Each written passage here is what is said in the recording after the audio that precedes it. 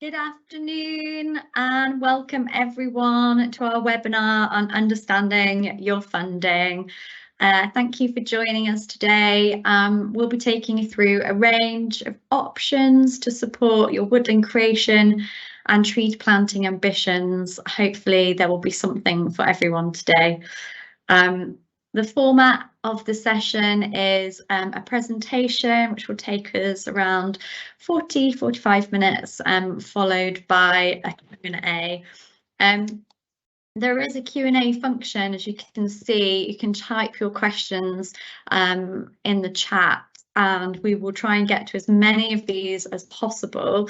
We'll reply to ones that we're able to throughout the session, but we will leave some to the end. If you can give a thumbs up to the ones that feel most pertinent or relevant to you, that will just help us prioritise which questions we get to at the end. So, as I said, we'll be covering a range of options of financial support for woodland creation. We'll take you through the Woodland Creation Planning Grant, our England Woodland Creation Offer, countryside stewardship grants, nature for climate funding, as well as an update on environmental land management, and then we'll get to all of your questions at the end. As we go through the presentation, there will be links to various sources of support.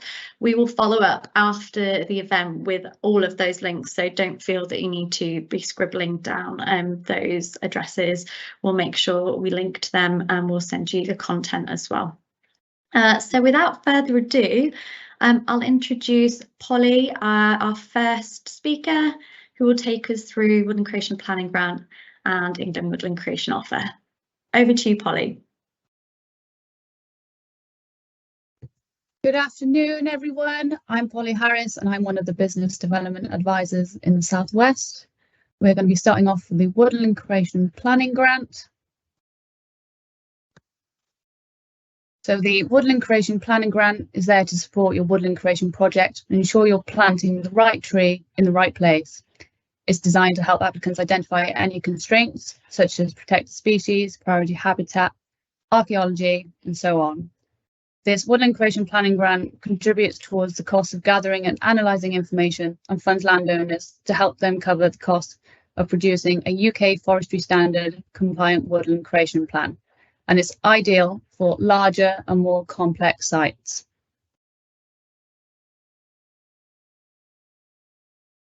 So the basics of this grant: it's a standalone grant with no obligation to plant once you've received an approved Woodland Creation Planning Grant offer. The minimum application size is 5 hectares. If the proposed woodland is split into different blocks, each block must meet the definition of woodland, which is a minimum area of 0.5 hectares with a minimum width of 20 metres. The grant is capped at a total payment of £30,000 per site, and it allows for joint applications. So, for instance, if yourself and a neighbouring landowner don't meet that minimum 5 hectares, you can join up and apply. And it's compatible with existing grant schemes. So the application process: send us in an application. Us at the Forestry Commission will do a quick desk-based search and look for any showstoppers. If we do find any, we won't progress your application. The grant is split into 2 stages. Stage 1, you can apply for £1,000 to complete desk-based research. This will cover what the opportunities and what the constraints are on your site. And then if at stage 1 of your woodland creation design plan template indicates that there is potential for woodland at the site, then you will get an offer of stage 2 funding. Here you can receive a payment of £150 a hectare with a minimum payment of £500 for applications under 10 hectares. We'll just go into a little bit more detail about the different stages. So stage 1 identifies the opportunities and constraints, and these include biodiversity, landscape such as A and Bs, water, historic environment, local stakeholders, is protection required such as deer fencing, and what are the site characteristics such as silviculture, soil type and depth, and the site's climate. If the information you collect during stage 1 indicates that a more detailed assessment is needed, such as a peat depth survey or an archaeological survey, you can apply for a supplementary payment.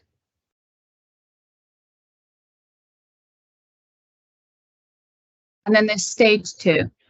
So at stage 2, you will receive payment for producing a UK Forestry standard woodland creation design plan. Your design plan will take into account the opportunities and constraints identified at stage 1. The design plan will include your objectives, summary of any site surveys, concept development, stakeholder engagement, and your proposed planting plan.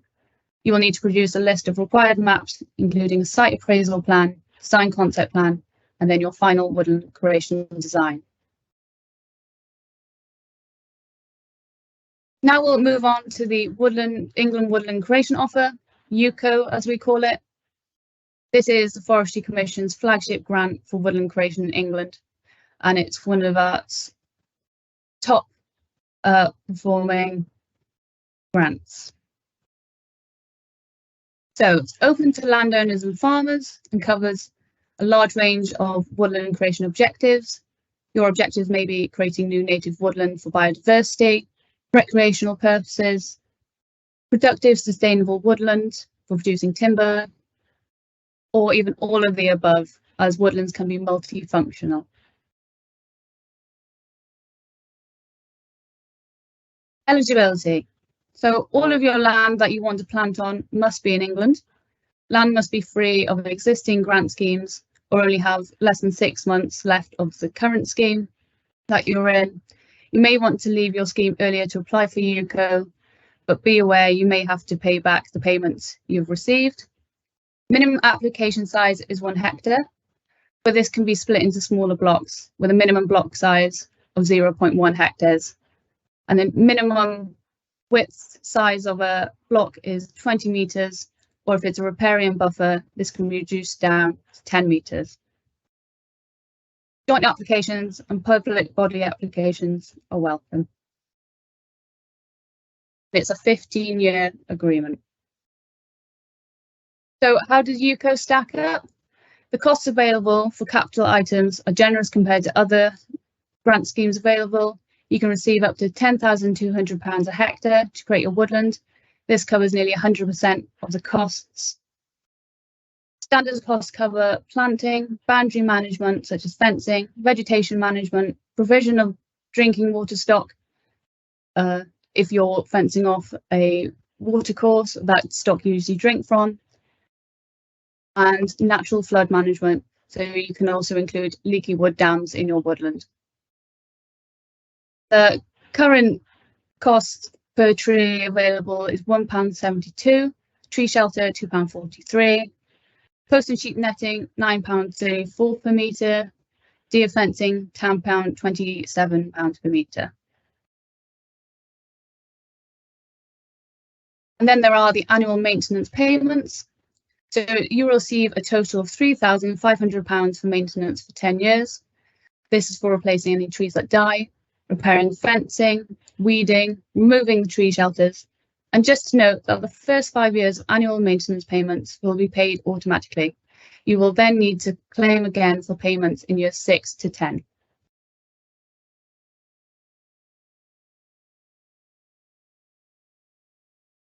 So UCO does include support for installing infrastructure such as roads and tracks, footpaths, gates, etc. Specifications for works must meet national legislation and recreational infrastructure and must meet minimum access standards. And it's up to 40% cost available for infrastructure management, that's for your roads and tracks for accessing timber, and then for recreational infrastructure, it covers 100%. And then we have the additional contributions. So this is what makes UCO special and different to any other grant. So UCO includes additional contribution payments that can stack up to £8,000 a hectare. These payments are available for providing public good and are subject to your woodland design and location. Payments made once capital works have been completed.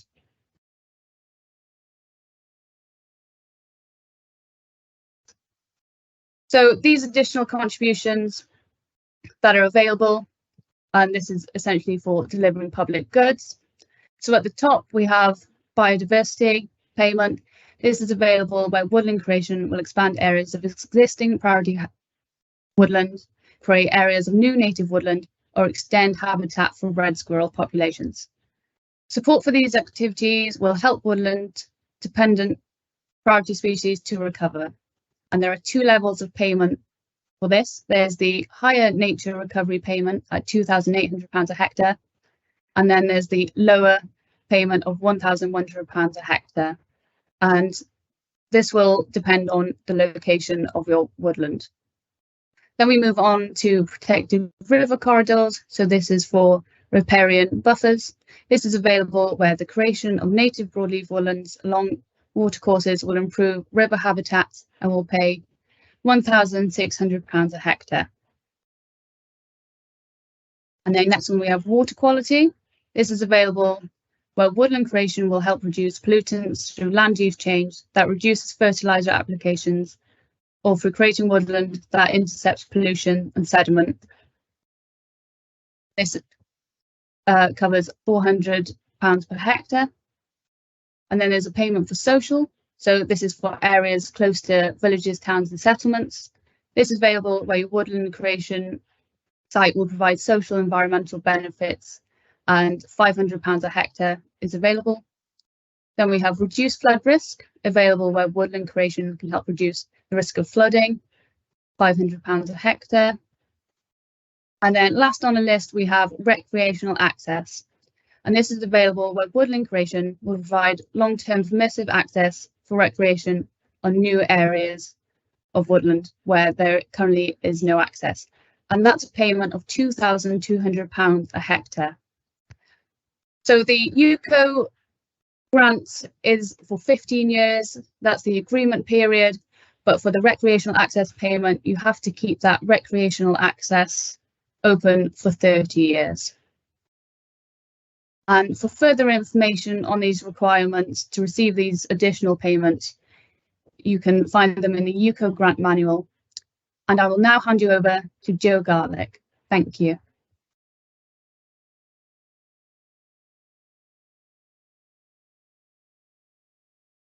Thanks, Polly. Hopefully the slides moved on. So we know that UCO and Woodland Creation Planning Grant offer really good opportunities and funding for planting trees and woodlands, but we get a lot of questions around countryside stewardship and the opportunities available to plant trees in existing schemes, but also if you are about to start to apply for a new scheme. So if I have next slide, it's not letting me scroll through. So what I want to chat about is kind of existing agreements shortly, but the three main areas where you can plant trees are in your mid-tier agreements, higher tier agreements, but also there are standalone capital grants that you can apply for to plant trees. So I'll go through what this looks like in each of these three areas. Some really key information though, if you are going to consider these three areas, mid-tier and higher tier application window for this year has opened already. It opened on the 8th of February. The window for getting your applications in for mid-tier is 29th of July, so lots of time for that. Higher tier, it is the 29th of April because there is a lot more processes involved in applying for mid-tier, but you do have to request your application pack for both of these schemes quite soon. For mid-tier it's the 27th of May, and for higher tier applications it is the 31st of March, and you request these through the RPA either by phone or through your RPA online accounts. Capital grants though are available all year round, so you can apply for those at any point, but really crucial dates. Next slide please. So I'm going to chat a little bit about mid-tier. So if you're already in a mid-tier or even a higher tier agreement, there is scope to kind of create wood pastures and put trees into your landscape with the options that you've already got. So some of those options, hopefully you're familiar with these. So GS2 and GS5, they're your low input grassland options, where you're not putting a lot of inputs onto your grass, whether it's slurry, artificial fertilizers, etc. They're low input. GS2 is if you're outside of an SDA, a significantly disadvantaged area. GS5 is the same, but within an SDA area. So places like national parks, etc., often fall under GS5 instead of GS2. And GS6 is species-rich grassland.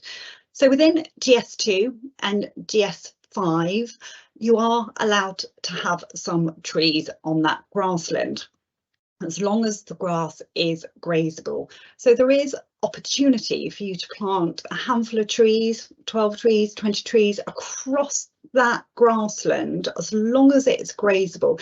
And what it means is those trees will be able to establish over time and create important shelter for your livestock to protect them from the changing climate, the extreme wet and windy weather that we're getting, but also the hot summers that we're getting. We don't want to create woodlands in that. That's really, really important to note that it is a grassland, so a few trees are okay. Also within these options, you're allowed to have between 5 and 10% scrub within that grassland. So those areas you can leave that scrub areas as long as it's not increasing, and let trees naturally regenerate within those scrub areas. Quite often it will, particularly if there's viable seed sources around. So there's opportunity to establish some trees within your grassland options of existing mid-tier and higher tier agreements. But for people who are considering to take up mid-tier and higher tier, there are a lot of options again to plant trees. There's more options available in high tier, but there are a few in mid-tier. So in your mid-tier agreements, there's a lot of boundaries and hedgerows works to improve your hedges. So you can, where you've got big gaps in your hedges, you can apply for funding to gap up those hedges by planting trees. Really generous payment, £17.22 per metre. So that will pay for those trees, the guards, but also the work to actually conduct that. Really good option, and we know the benefits of hedges to our livestock, to our production of grass or arable crops, and also for biodiversity. So really important that we're managing our hedges and getting trees back into our hedgerows. You can plant new hedges as well. So if there was an existing hedge there and it's no longer there, you can put it back and you can get money for that. If you're extending a hedge as well, you can plant a new hedge.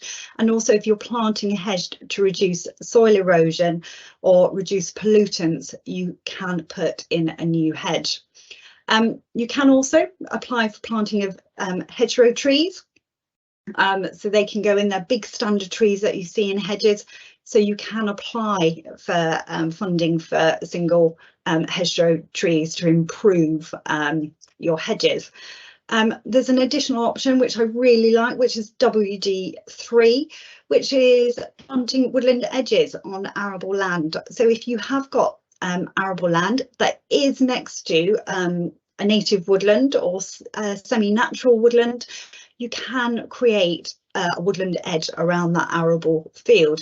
And we know that's really beneficial for reducing pollutants, improving the climate and the microclimate of that arable field, so you get better productivity of your crops.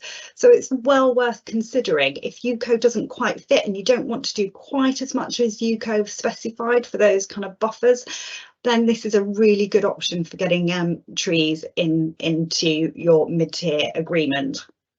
So if you go on to the next slide, I'm going to chat a little bit about higher tier and the options available. So there's two kind of standout options within higher tier to plant trees. So something that gets overlooked very often is around orchards. We've lost nearly 80%, I think over 80% of our native orchards in this country, which is really shocking because they provide a whole host, not only commercial, if we're kind of making cider or collecting apples to make apple juice, but it's really important for biodiversity. So if you have got a traditional orchard and you've lost more than 2/3 of the trees, you can apply for funding to restore that orchard. Also, if you've had an orchard and it's no longer there, but you've got evidence such as maps or photographs that an orchard existed there, you can apply for this option to get that orchard back in place. But also, if you want to extend your orchard, a traditional orchard, you can apply for this option. So I really encourage you, if you have got a traditional orchard or you did have, look at this option because it does get trees back into the landscape. Thank you. Next slide, please. So the next, what I'd like to kind of take you through, which we get a huge amount of questions on, and we're actually going to provide a bespoke webinar later on in the year, particularly around wood pasture creation and agroforestry. So that will be coming soon and we'll let you know when that's happening. But I just want to touch on this briefly so you're aware that it exists. So the options, again, only available in high tier, WD6 and WD12, which is the creation of lowland wood pasture and creation of upland wood pasture. Really high amounts, payments, options for this. And basically, you're not creating a woodland, you're creating grassland with lots of woodland trees in there. So you can still graze, you can still manage that grassland for your farm business. So when we're looking at wood pasture creation, we're looking at less than 100 trees on average within that grassland option. If you go above those 100 trees, you're looking at it will develop into, it is most likely it will develop into a woodland, and it would be more appropriate if you apply for UCO if that is the case. But also you're then open to having to apply for an EIA, an environmental impact assessment. So they're the two key options for wood pasture creation. Next slide, please.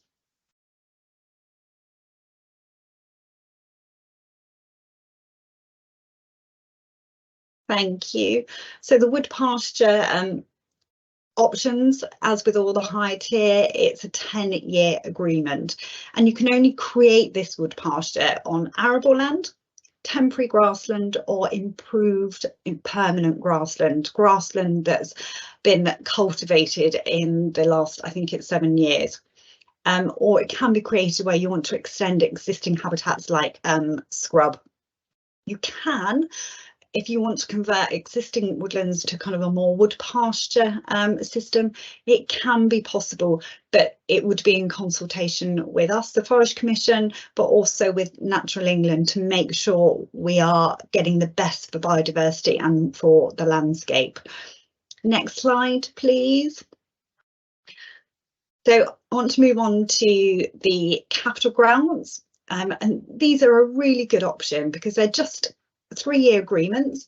You can apply if you've already got stewardship. You can apply if you're in the SFI, you're applying for SFI payments, the single farm incentives, and they're in place to tackle issues like boundaries restoration, improving water quality, improving air quality, and improving natural flood management. So if it does one of these 4 things, then you can apply for this grant. And within these 4 categories, there are 70 different capital items available, which is great. And you can find them all online under the CS options finder tool. So next slide. So I'm going to look at the 2 areas where you can plant trees within these capital grants. So the first one is the boundaries capital grant, and it replaced the quite familiar, hedgerows and boundaries grants. In essence, it's exactly the same options are in there. So it does mean, again, much like the options that you can get through mid-tier, you can gap up your hedges, you can plant new hedges, and you can plant standard hedgerow trees.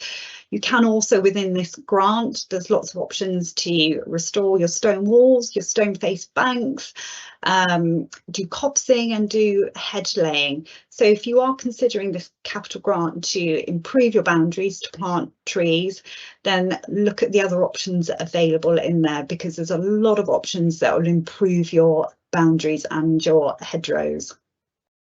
Next slide, please, Polly. So the next capital grant where you can plant trees is for air quality. It's a really good option, particularly if you're dairy farms, because it's in place to be able to capture ammonia and reduce the amount of ammonia that we're producing. We know the government have got targets to reduce our ammonia emissions by 16% by 2030, which is a big ask, but we know that trees can reduce ammonia emissions really, really effectively. So to apply for this one, you do need catchment sensitive farmer officer approval for it to check, yeah, it's going to do what it's going to do. It is available in high, medium and low priority areas for water quality. And again, to be able to apply, you need to create a shelter belt which captures those emissions from the slurry or the lagoons, or even your livestock housing. And also we know that areas of free-ranging animals such as poultry or pigs can produce high amounts of ammonia. So why not plant trees to reduce those ammonia emissions? It has to be planted within 20 metres of those slurry lagoons or the buildings. Next slide, please. So what's available within this kind of capital grant? Basically TE4, which is supply and plant a tree, so it's £1.72. This cost is the same across the UCO as well as this CS capital grant. It also pays for the tree shelters. There's a little bit of minimum planting size, so agreement size must be 1 hectare, minimum block size 0.1 of a hectare. It is worthwhile saying, if you are planting for air quality and it's sizable, then you will need to apply for an EIA approval, because you are creating a woodland, just to check that you're not going to be planting on any sensitive habitats. Also, if you're kind of wanting to know what trees do I plant, what's going to be most effective at reducing my ammonia emissions, there's a really brilliant online calculator, Free Trees to Air, where you can put in your tree species, the widths that you're thinking of putting in, and it will work out what your reduction in ammonia emissions can be.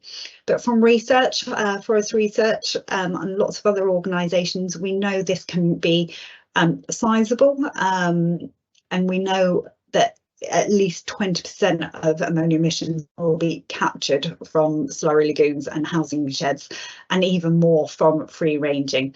So it's a really good win-win, reduces your emissions, it improves biodiversity, and also it gets those trees in the ground to sequester carbon. Next slide, please. I think that's should be the final slide that we're on to.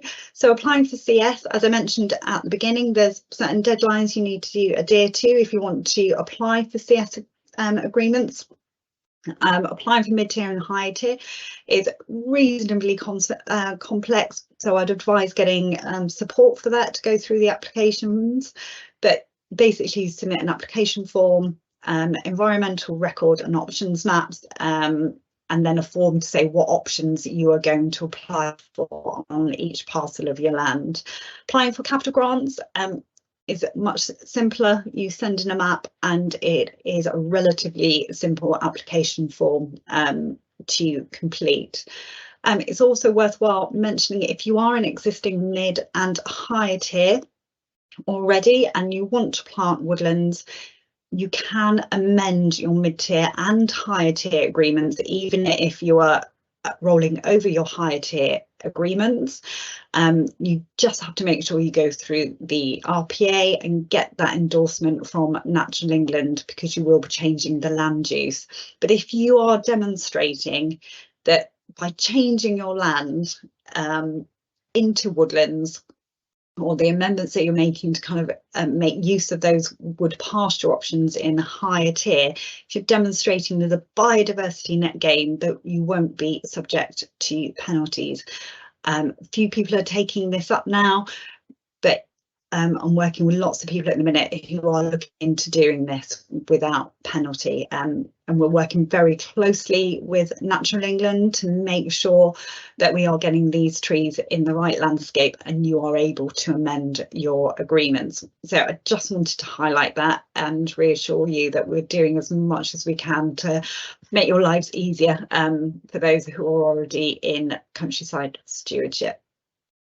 Thank you. I think handing over, I think it's John next. Just for 10 minutes, I just want to kind of take us forward a little bit and just to see where these grants are going in the future, and new grants that might be coming down the line and new opportunities.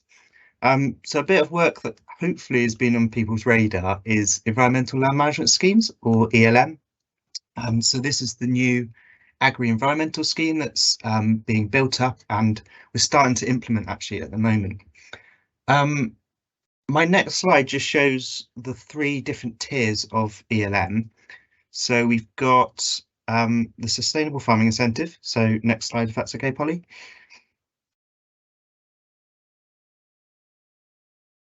Awesome. So we've got the Sustainable Farming Incentive. So that's the SFI. Joe's already alluded to this, but it's basically a baseline layer payment that we've started to implement slowly, and we're kind of building that up as we go through the years. And it's designed for kind of a wide ranging and accessible actions and standards, targeted at farmers, and to kind of fill that gap for as BPS payments are coming down, SFI payments should be coming in. We've got countryside stewardship, or CS. So we're possibly quite familiar with CS.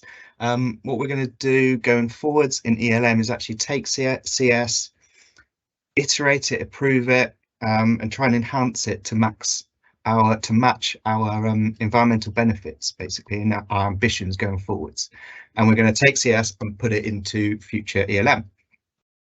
And then we've got a new scheme right at the top there, which is landscape recovery, or LR. So landscape recovery is quite narrow in scope, I'd say, but very broad in ambitions.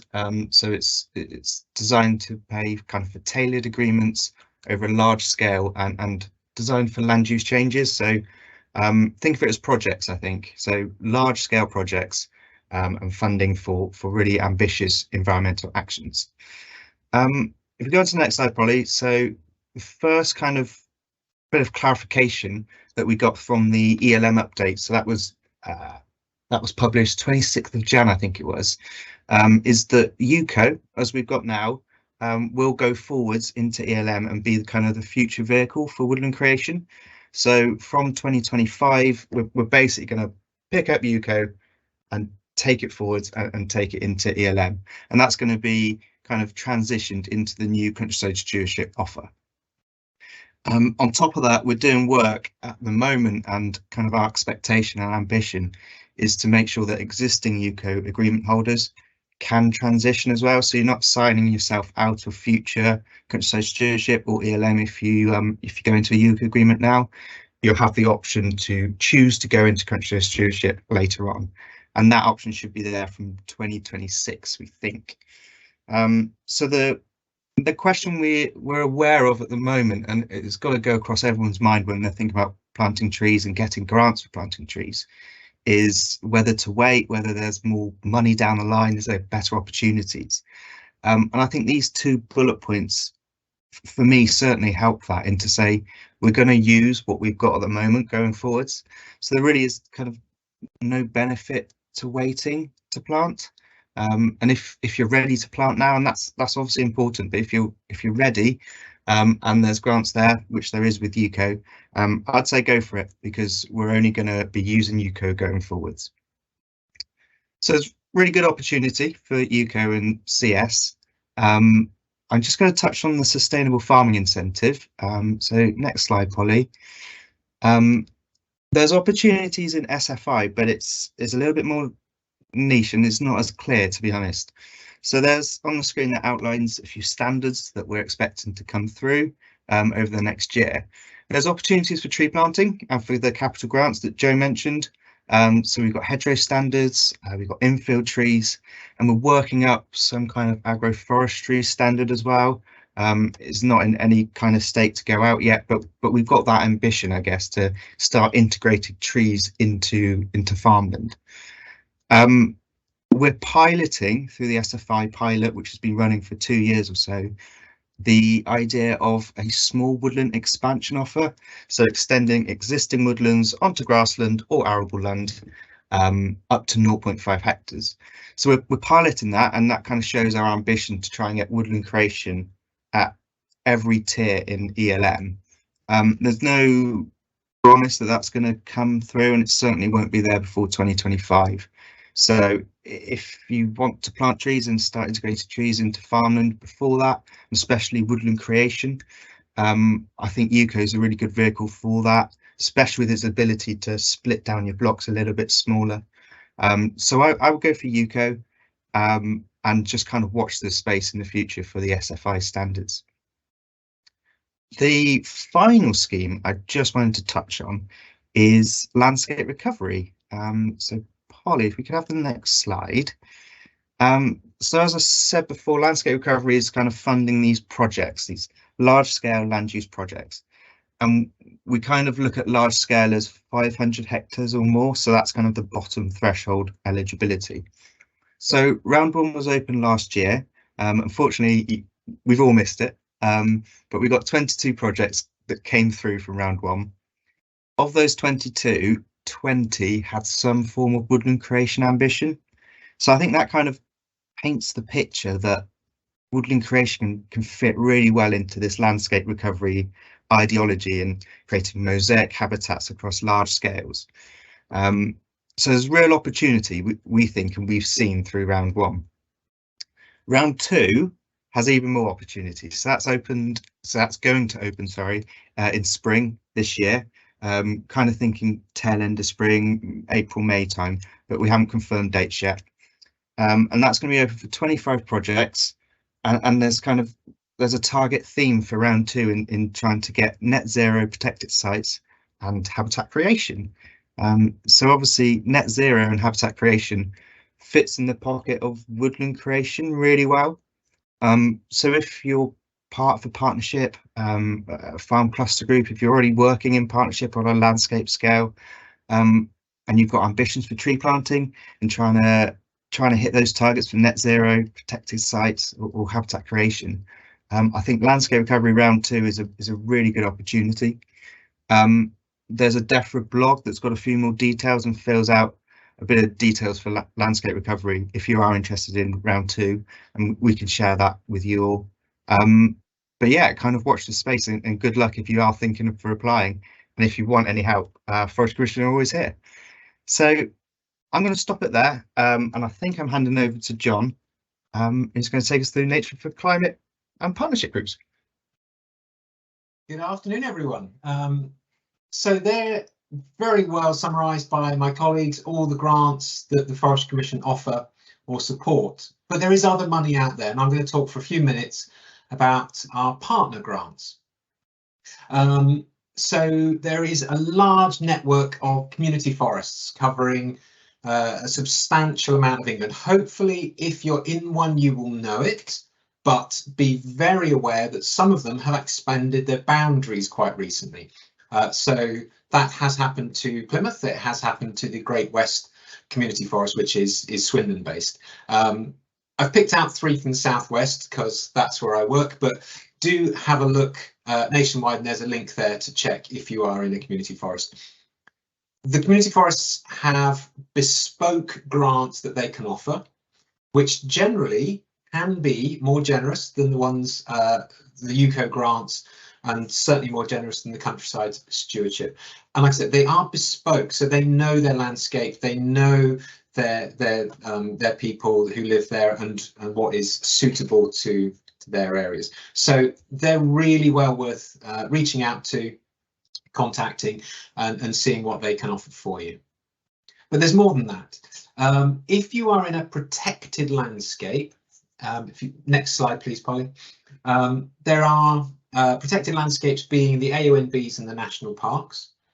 All of these are spending money called Farming in Protected Landscapes grant, or FIPL as you commonly hear it referred to. Now that is targeted to deliver landscape aims and to deliver biodiversity benefits.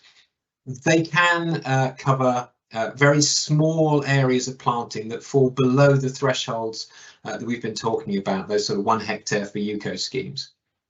They can do individual trees, small groups of trees, hedges, orchards. Really, again, just a very flexible grant, quite a simple application process, and most of them are you're walked through with the staff from the AONB. So really well worth, if you're in a protected area, logging onto the website, speaking to the staff in those areas. Local authorities, so your county councils, most of them have now declared climate emergencies, and to back up that talk, they are offering funding, tree packs, advice from the staff. So it's really well worth checking.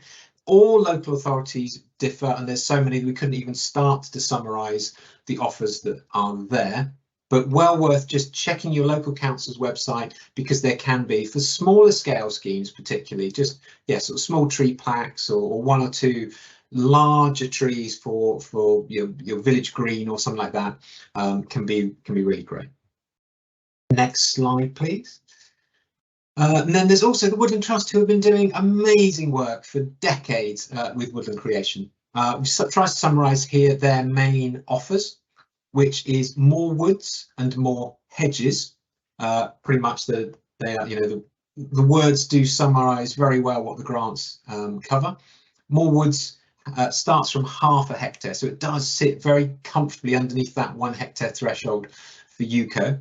You are asked to contribute to the costs, but again, it's kind of flexible. Well worth reaching out to the Woodland Trust, and if that feels like more of a scheme for you. There's free tree packs for communities, so sort of schools and parish councils and the like, and there are either 30, 105 or 420 trees. So that can be just, really nice flexible little scheme there. And if you're a farmer, Woodland Trust does support Trees for Your Farm is the name of that scheme. Now that can be up to 100% for bespoke agroforestry schemes. That is a very rapidly developing area of interest for tree planters, of how to incorporate trees into the farms. They're likely to be some agroforestry grant schemes moving forward, but here's one that's already in place. Now, the last few slides are going to be talking about if claiming a grant and planting woodland seems like too much work for you, and can completely understand, because that is a large commitment. There is one final offer to mention, and that is partnering with the land-owning arm of the Forestry Commission, which is Forestry England, and taking advantage of the Woodland Partnership. So next slide. You lease your land to Forestry England for between 60 to 120 years, which is a forestry length rotation, to grow a crop of timber and to harvest it, but not to clear fell the forest afterwards, but just to recap that income. You lease the land with a guaranteed income, and that is a negotiated lease depending on the current productivity of the land. We will use our expertise and resources to plant a thriving, resilient wood, and we will plant and protect and manage that forest for all the time that the lease is there. It is open to local authorities and private landowners, and it's really worth flagging up. There's 2 fantastic flagship schemes from the first round of this partnership. York City Council and Buckinghamshire County Council have both taken advantage of the offer. York could put in 78 hectares into the scheme and Buckinghamshire 51 hectares, both using those trees to meet their net zero obligations after declaring climate emergencies. And my final slide, please, Polly. Just to give you some thresholds to that scheme, it needs to be about 50 hectares, working at scale. These will be places open to the public. That is, it's taxpayers' money. We are a public body and we have responsibility, so they will be open to the public. They will contribute to nature recovery as well as providing sustainable timber. We think those two objectives go hand in hand and are not mutually exclusive. The woodland design will be fitted to the landscape. It will be specifically designed, but it will need to complement our existing estate. We don't want small blocks in the middle of nowhere that are, we have to spend hours travelling to get to. So ideally they should sit next to or near some of our existing woodland. And we will plant a climate resilient mixed forest that is fit for the future. So yeah, if a grant is your best option, go for one of those. Or if you just want us to do the hard work for you, just drop us a line and we'll do it. I will now hand back to Becca for the Q&A. Thank you very much. Thank you so much, John. Yes, please do contact us if you would like further advice and support on any woodland creation or tree planting initiatives. We also have launched a campaign. Polly, next slide, please. If you want to keep an eye out for that, it's our Woods Mean Business. So lots of useful resources there for farmers and landowners, but also for any advisors or agents working with farmers and landowners to help them understand the financial opportunity above and beyond the grants and incentives that we've just gone over today, thinking about holistically how it can help their farm business and looking at how they can diversify their farm as well. So please keep an eye out for that. We will have links, as I say, following up after the webinar. We'll send over the slides and any links that we've discussed. But yes, this should be a really useful resource for people. I'll move on to now the question and answer session. We've had quite a few that have been answered already, but I just think it might be useful to recap in case not everyone has seen the answers to those. So Ian, I think you posted and Joe responded, for river corridors, the minimum size of watercourse, maximum distance of any one tree from the watercourse. Joe, did you want to just expand on that? Yeah, I can. So it doesn't matter about the size of the watercourse if you want to create woodlands by it. Quite often you may have to contact the Environment Agency, particularly if it's a main river, just to get their approval. But in conversations with the EA, it's not something they're likely to turn down because we know of the benefits of trees along watercourses to prevent bank erosion, improve drainage, to hold back those water flows, particularly in flash floods. So it's not usually a problem. If you want to apply for the additional contributions that Polly mentioned about keeping rivers cool, it is about eligibility. And we have an online map where you can check if you're eligible for this additional contribution, keeping rivers cool, and it's based around how much existing shade there is around that watercourse. So if already it is 50% or above, you won't be in that eligible area because too much shade of a river will affect the biodiversity. We don't want too much shade on those rivers. If it is less than 50%, you will be on that eligibility map and we will say, yep, you're eligible for that additional contribution. But also we're looking for native species predominantly for that riverside watercourse planting. So hopefully that helps a little bit. Thank you, Joe. I'm going to come to you again because there's a question around infield trees. and what might be coming down the line for supporting that?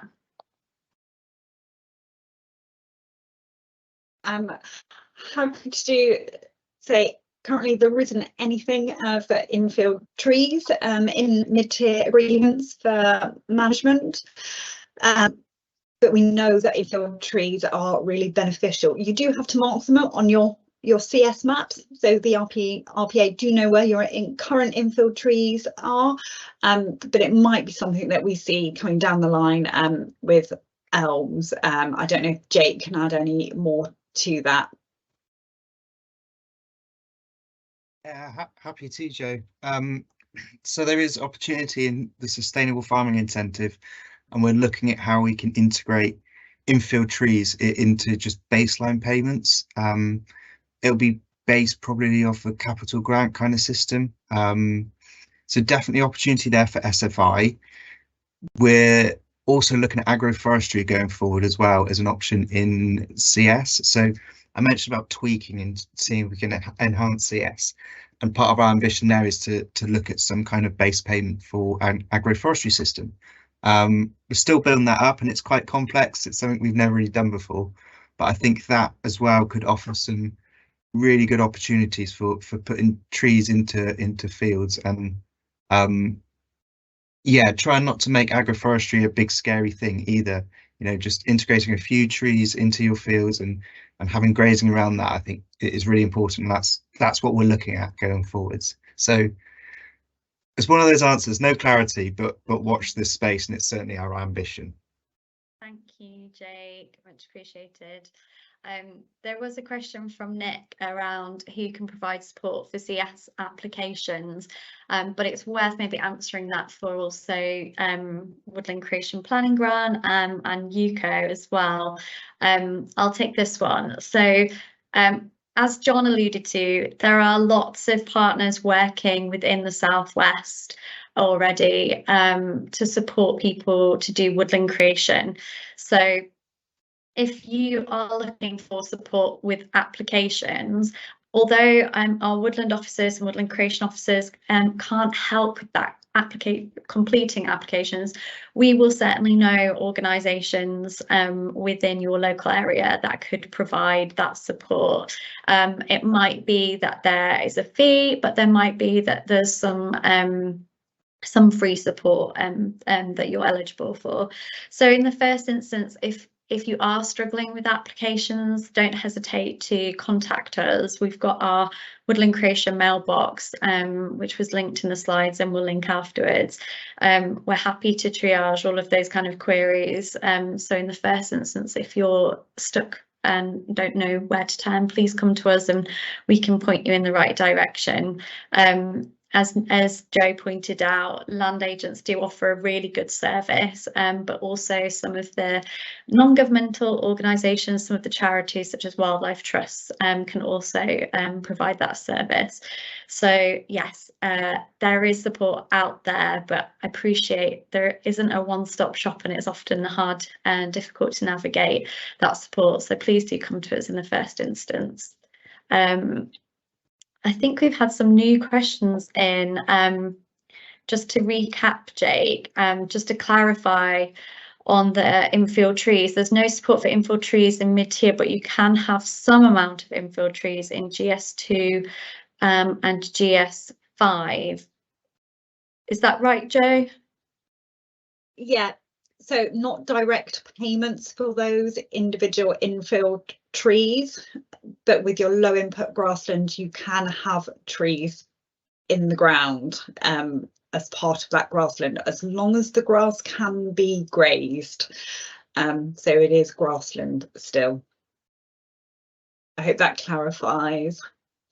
Yeah, and also just to add on to the countryside stewardship grants, could you, I've had a question here saying, could you speak to the relationship between current CS agreements and the tree-based options capital costs that can be bolted on partway through an agreement, please?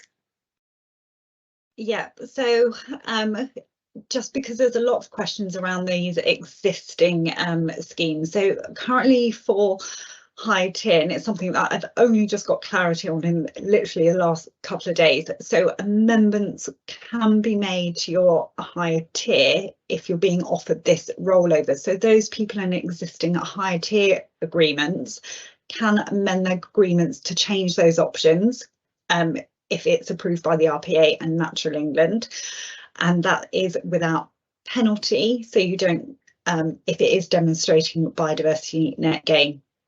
And again, if you've got an existing mid-tier agreement and you want to take parcels out of that mid-tier agreement, say to kind of apply for UCO, that is possible again.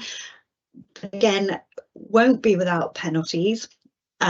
You just need to demonstrate that there is a biodiversity net gain, which Natural England will check through and check that change of land use, because it is a permanent, in essence, a permanent change of land use. So you might be going from grassland or arable to woodland. So we just need to check it would be a biodiversity improvement to avoid those penalties. But I do know that it has been done successfully. And we are working really closely with Natural England. So if it is something, it's well worth starting those conversations with the RPA if you are considering taking parcels out of existing agreements to plant trees.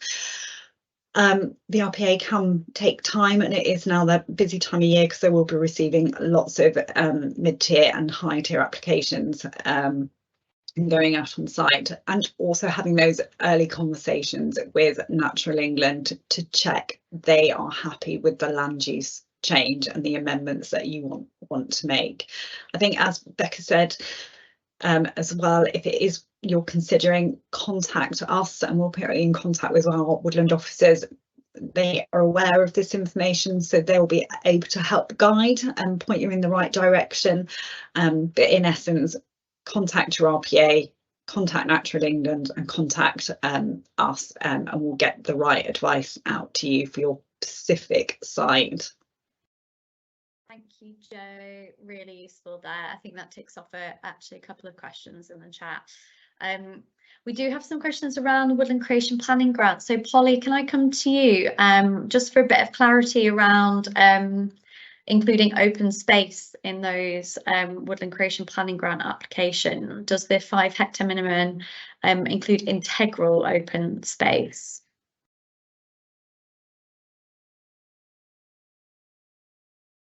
Yes, you can definitely plan open space into your woodland. John, do you want to come in with any? But yeah, you can definitely put in open space into there. Have we got some percentages around that? Is this through UCO or Woodland Creation Planning Grant? Woodland Creation Planning Grant. Oh, John's about to come in.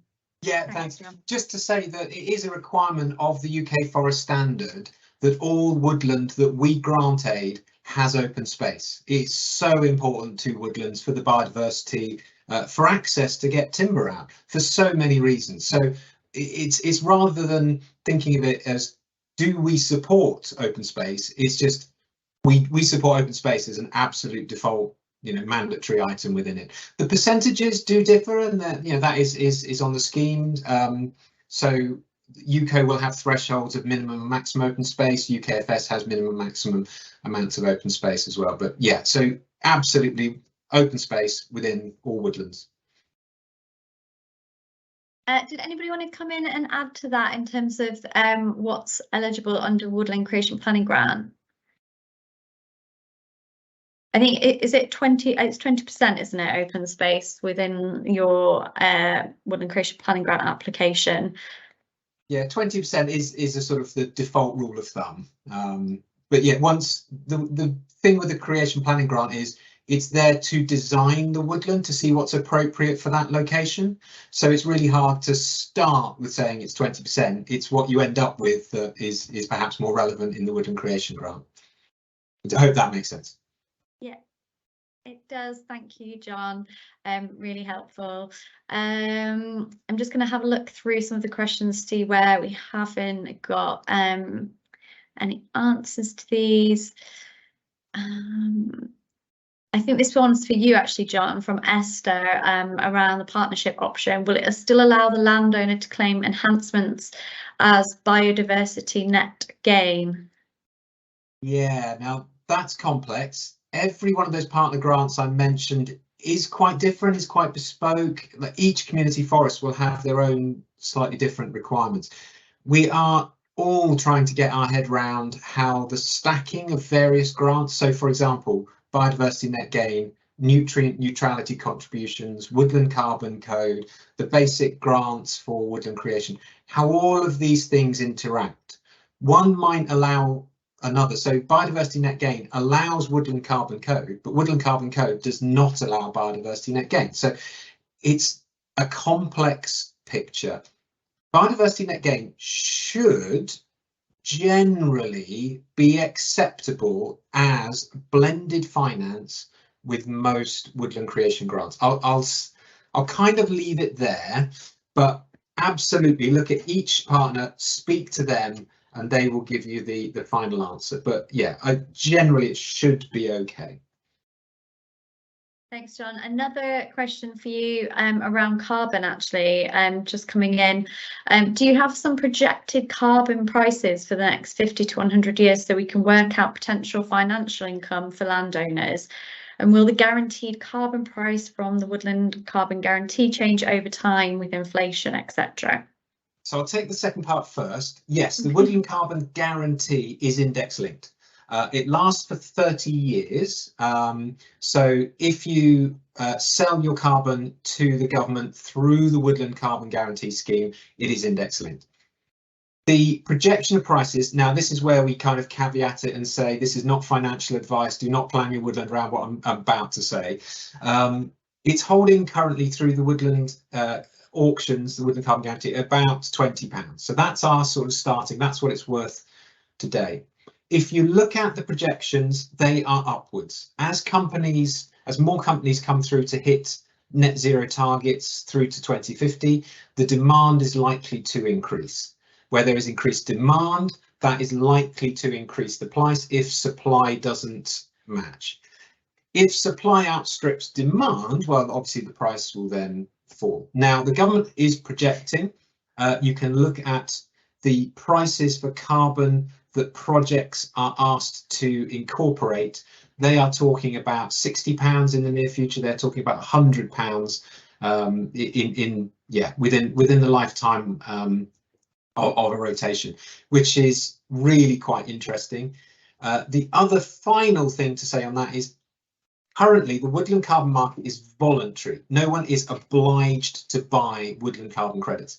If we are incorporated into the UK emissions trading scheme, where those industries that are obliged to hit carbon targets will start to buy woodland carbon units, the price for those is currently £100.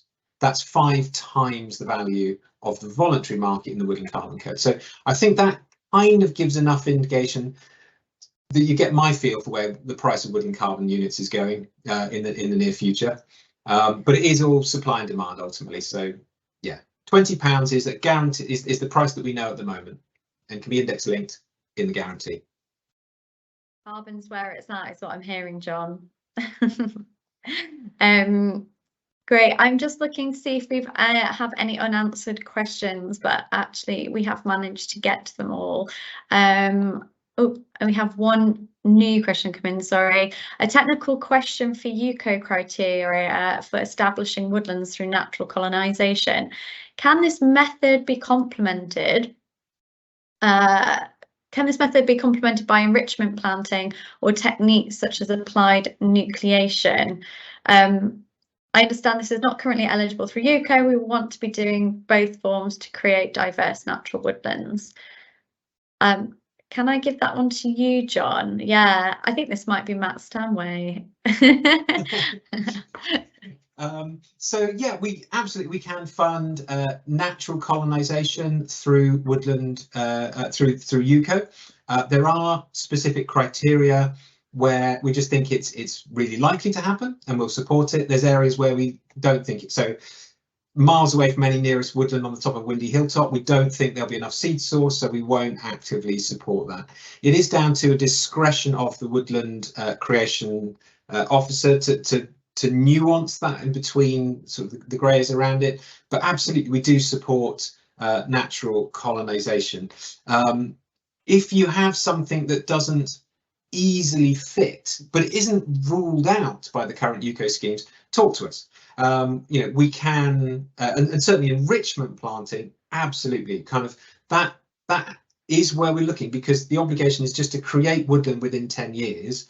If you have a robust woodland creation plan and are committed to delivering that, then we can be quite flexible in how that is achieved. But the obligation is on you. If you put all your eggs into natural colonisation, it doesn't happen, then you will be obliged to plant, or you'll have to pay back the grant. So yeah, speak to us. That's basically what it comes down to. Brilliant, thank you, John. We have actually managed to get through all of the questions, but if there is any more, please do type now. We still have a few minutes. Otherwise, as I said, we'll have links to the Woodland Creation mailbox where we can triage any of your inquiries that are related to woodland creation. We'll also provide you with links to the grant manuals for the grants that we've discussed today, and links to some of our partner grants that are available outside of Forestry Commission support. And I just want to say a big thank you as well to our presenters today. Thank you for your contributions. And again, this will be on YouTube for posterity, so you will be able to access this later and also forward this on to anybody that you think might find it useful. We have got just one last question snuck in there at the end. From David, I believe. The cost of protecting trees against deer is considerably more than TE5. Is there any plans to increase funding for deer protection? John, did you want to come in and answer this one, or we can answer it on the chat? That's Jake's got his Oh, hand Jake, up, so please do, yeah, Jake, come in. Thanks. Yeah, thanks, Becca. So I know that the cost has kind of been put up recently with the recent review. I would say on costing for deer management on a landscape scale, landscape recovery can actually be really flexible in this kind of stuff. It's the same with UCO and Matt's question just before actually as well. That if you can justify costs and if you can say we want to put this forward to do certain amounts of management under a landscape recovery scheme, there's potential for more money to be released through certain actions such as deer management. So it's working a little bit outside of this kind of the standards and options that countryside stewardship is working at, and landscape recovery is kind of trying to step back and be really flexible and really tailored. So there's potential there. As for reviews, I think going forwards we're going to just keep reviewing costs. I know the last one was pretty overdue, but for sure we're going to keep reviewing and see as we go. But I don't think there's anything coming up to say that there's going to be more money for deer, unless any other of our lovely speakers want to wave at me and then they can come in. Joe, brilliant. I would just kind of say, when I've spoken to some of our national teams, when they're kind of reviewing prices for kind of deer protection, particularly around sort of deer fencing, they do gather a lot of information from contractors, work with DEFRA to get the cost for that deer fencing that we pay, and it is something that they kind of continuously review as well on that sort of deer fencing in particular, not kind of talking about sort of the management of those deer, but also to see actually deer can be an opportunity as well to kind of diversify your business.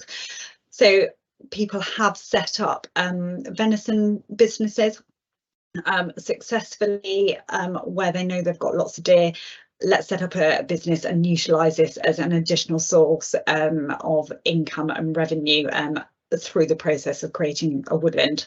So don't always see it as an issue, but see it as an opportunity as well to kind of create more income for your business.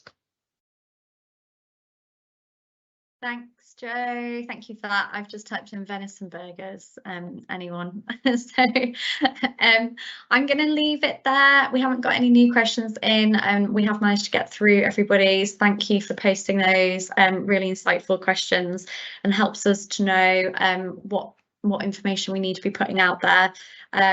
I'll say thank you again to our speakers and presenters, and I hope you all have a wonderful rest of the afternoon. Thank you for joining us today.